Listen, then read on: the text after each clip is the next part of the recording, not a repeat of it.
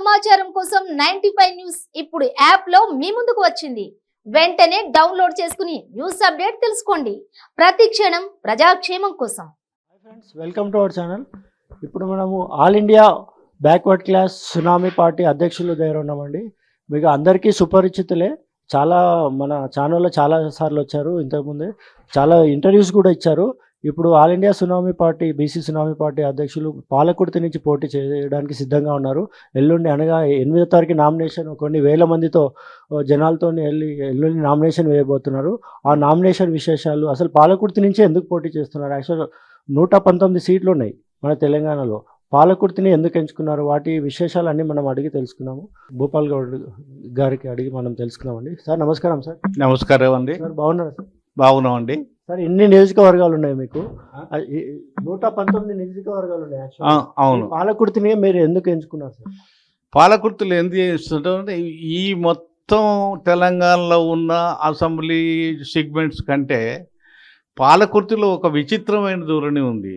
విచిత్రమైన ధోరణి ఏంటంటే, ఒక స్వతంత్రం వచ్చిన కాంచి ఈ 76 సంవత్సరాలలో ఒక వెలుమలే అక్కడ ఎమ్మెల్యేలు అవుతున్నారు, ఒక వెలుమలే అక్కడ మినిస్టర్లు అవుతున్నారు, ఒక వెలుమలే.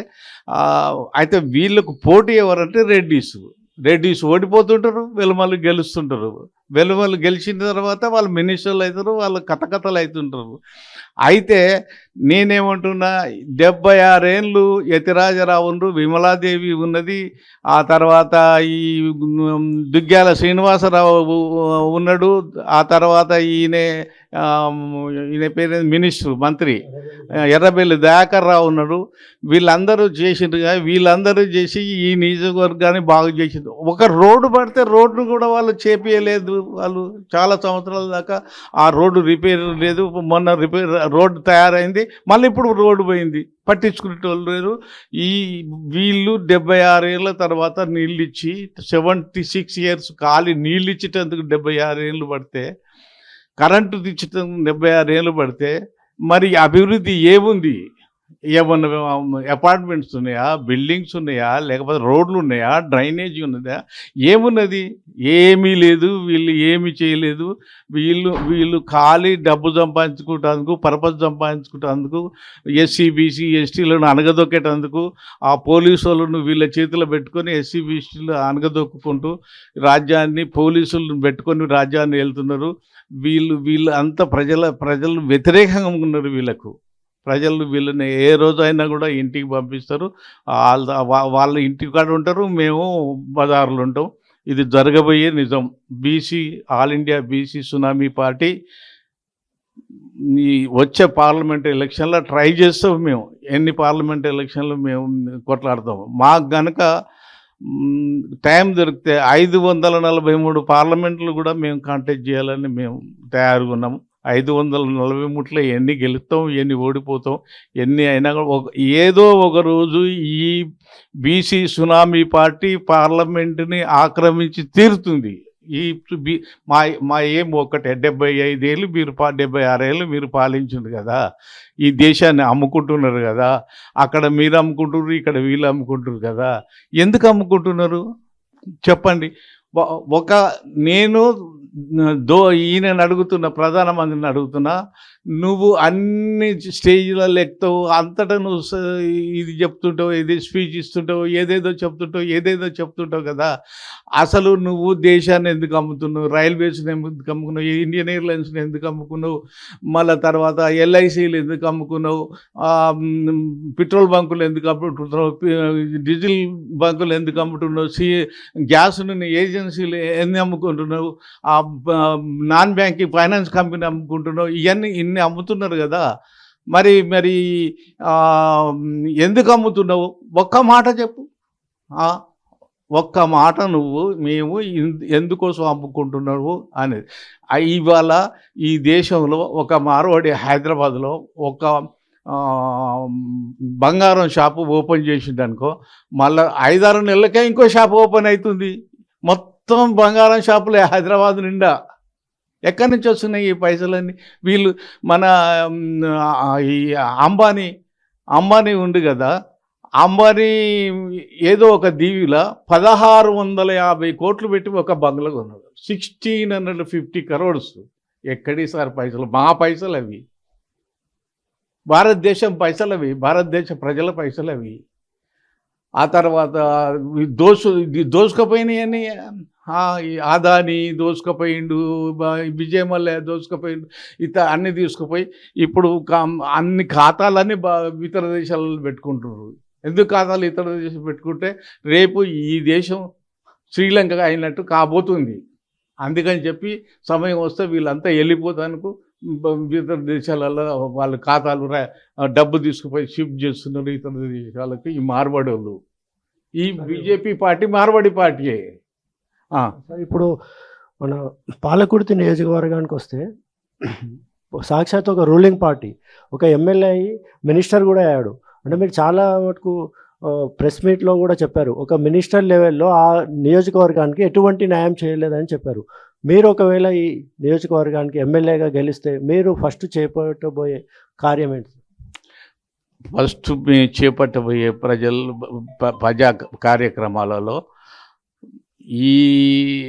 ఇప్పటికీ 76 ఏళ్ళ నుంచి ఈ ఎస్సీ ఎస్టీ బీసీలను ఓటర్స్గానే ఉపయోగించుకొని వాళ్ళను వీళ్ళకు గన్ లైసెన్సులు ఇస్తారు, తుపాకుల లైసెన్సులు ఇస్తారు, ఆ తర్వాత పోలీస్ ప్రొటెక్షన్స్ ఇస్తారు.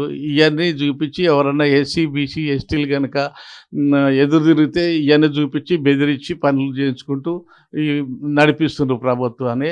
ఫస్ట్ నేను ఎస్సీ బీసీ ఎస్టీలకు తప్ప వాళ్ళ అగ్రకులాల వాళ్ళకి ఇచ్చిన ఆయుధాలన్నీ కూడా నేను సస్పెండ్ చేపిస్తా. ఇంకా నేను నీళ్ళు నువ్వు ఇస్తున్నా అంటున్నావు కదా, నీకంటే మంచిగా నీళ్ళు ఇస్తాం, నీకంటే కరెంటు తక్కువ ధరకి ఇస్తాం, నీకంటే సిలిండర్ నువ్వు 4,000కి ఇస్తావు అంటుగా మేము 339 రూపాయలకే ఇస్తాం.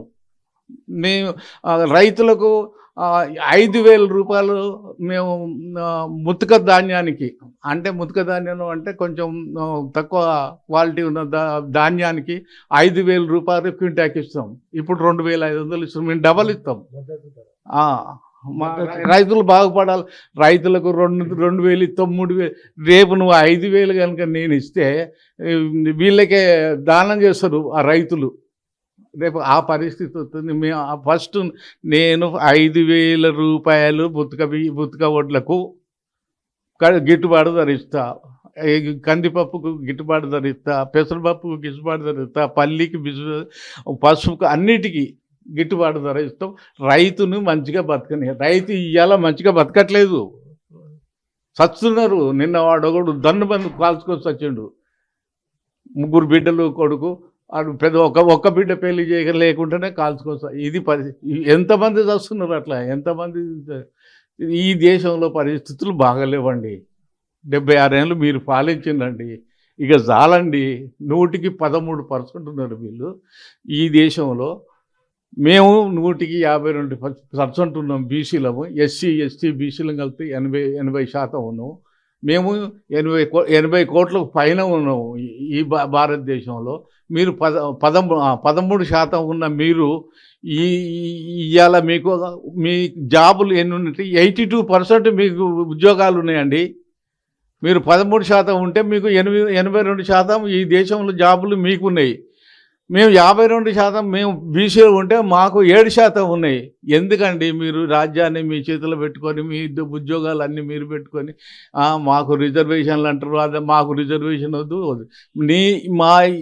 మా పార్టీ ఏదైతుందో నాట్ బెగ్గింగ్ పార్టీ. మాకు ఇది కావాలా, మాకు అది, we never demand. We will pull the power.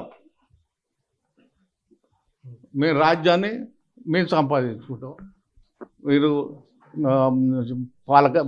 Palakurthi నియోజకవర్గం ప్రజలారా మీ అందరికీ నేను నమస్కారం చెప్తున్నా. మీకు ఇదివరకు 76 ఏళ్ళు అన్యాయం జరిగింది, ఇంకా అన్యాయం జరగకుండా. విన్నారు కదండి, చీకటి భూపాల్ గౌడ్ గారు చాలా భరితంగా బీసీల గురించి చాలా స్టడీ చేశారు. యాక్చువల్గా గత 75 సంవత్సరాల నుంచి బీసీలకి ఎటువంటి అన్యాయం జరగలేదు. తన పేరులో చీకటి ఉంది, చీకటి భూపాల్ గౌడ్ అని. కాకపోతే ప్రతి బీసీల జీవితాల్లో వెలుగు నింపుతా అని చెప్పగానే చెప్తున్నారు. ప్రతి బీసీలకి నేను న్యాయం చేసి తీరుతానని. ఎందుకంటే 52% ఉన్న బీసీలకి మనం ఎందుకు అడుక్కోవాలి సీట్లు? మనం అడుక్కోకూడదు. వాళ్ళు మనకి పవర్స్, మనమే ఒకరికి పవర్స్ ఇవ్వాలా అంటున్నారు. అది కూడా చాలా మటుకు 100% నిజం అనేది. ఇంత 52% పెట్టుకొని మనం ఒకరి కింద చేయి చాపడం ఇష్టం లేదంటున్నారు. చాలా కంటతడి పెట్టి మరీ చెప్తున్నారు ఉద్వేగభరితమైన మాటలతో. పాలకుర్తి నియోజకవర్గానికి ఖచ్చితంగా నేను గెలిచి తీరుతా, ప్రజల యొక్క సమస్యల్ని ఖచ్చితంగా 100% నేను తీరుస్తా అని చెప్తున్నారు. వేచి చూద్దాం మనము పాలకుర్తికి వెళ్ళి కూడా అక్కడ కూడా మనం ప్రజల యొక్క నాడిని తెలుసుకుందాము. పాలకుర్తికి వెళ్ళి సార్ నామినేషన్ వేస్తారు. 8వ తారీఖు నామినేషన్ వేయబడుతున్నారు. కొన్ని వేల మంది ర్యాలీతో నామినేషన్ వేయబడుతున్నారు. నామినేషన్ వేసిన తర్వాత మనము ప్రజల యొక్క నాడి ఎలా ఉందో తెలుసుకుందాం పాలకుర్తిలో. Thank you very much. Ravikumar, cameraman హనుమంత్తో 95 న్యూస్.